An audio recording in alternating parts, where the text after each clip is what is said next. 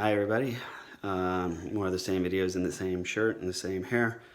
We're talking about narcissistic manipulation. I want to talk about a tactic called one-upmanship.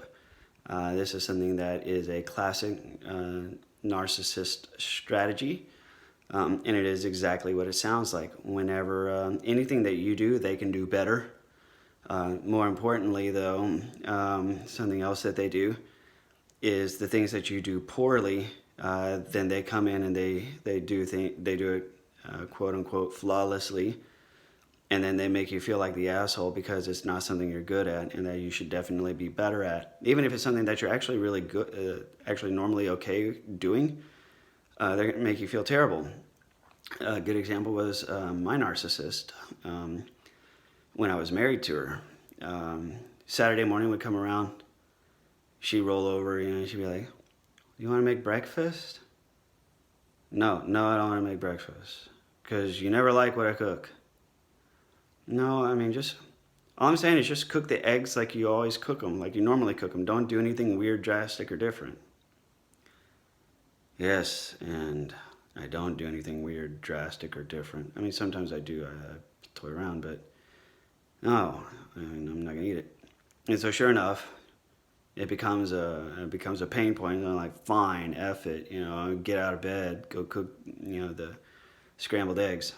And it doesn't matter how I cook them, she's got a problem with them. These are nasty. I don't understand why these are dry.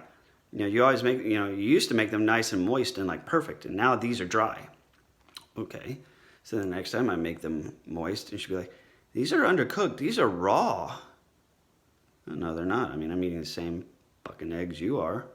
I made them the same way last time, and it got to the point I was like, you know what? Same way every time. I'd watch the clock. I'd cook them exactly the same way, on the same heat for the same amount of time every time, and they would either be too dry or and overcooked, or too raw in her mind. And so I finally was like, you know what? I was like, you make your own damn eggs. And so I stopped cooking for her, and that was also a mistake, right? Another good example was with our parenting. We had a son, if I changed his diaper, so in a son poopy diaper, she'd ask me to go change it. Okay, well, I'd change it. She'd find out, after I'd change it, towards the end, she would come, and I'd have the diaper fastened. She'd come and she'd look at the fastening. She'd be like, "You fastened it wrong." And she'd sit there and redo the fastening. I'm like, really, it would look exactly the same. Another example would be, we'd be in the bedroom, and our son, he was like 2 at the time. He'd be bopping around, like a 2-year-old will do. They're like a pet octopus, right? Be getting into stuff. And she'd be like, "Hey, stop! Child, stop!" And finally I'd be like, "Son, go upstairs. Go. Get him out of the room," like, because she's sitting there yelling at him. And then I'd yell, I'd say, "Go upstairs, get him away from the yelling." And she'd be like, "You're always yelling at him. You were just yelling at him." Yeah, but I wasn't telling him to leave and go upstairs. I was just telling him to not mess with stuff he's not supposed to mess with. Right? It's like, oh, okay. So instead of just separating him from the things he's not supposed to be getting into, you leave the things he's not supposed to get into where he can get into them. And then I have to listen to you going, "Stop, don't get into those, stop. Literally, she would not stop screaming, "Stop." Because she knew that it would annoy me. And then I'd send him upstairs. She'd be like, "You're always yelling at him. You don't need to yell at him like that."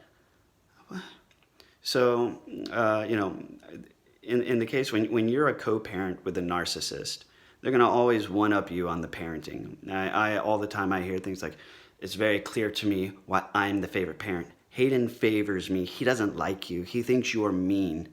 As a matter of fact, just this last weekend, she heard from my son about, how mean I am to my daughters. I'm remarried. Yeah, I have to hear all about how mean you are at your house. I'm like, okay, well, you're the one that does all the freaking yelling. So, but you know, I'm the mean one, and I'm the bad one, and you know, Hayden loves me so much, you know. So it's just that's one-upmanship. Anything you do, they do better, and you do terribly. Anything that you're not so good at, then they come in, they just do a normal job, and then they rub it in your face. So even the things you're good at doesn't matter, because if you're good at something, they'll be like, oh, well, you know.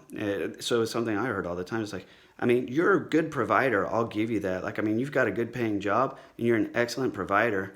But, I mean, you're just not the favorite parent. I'm the favorite parent.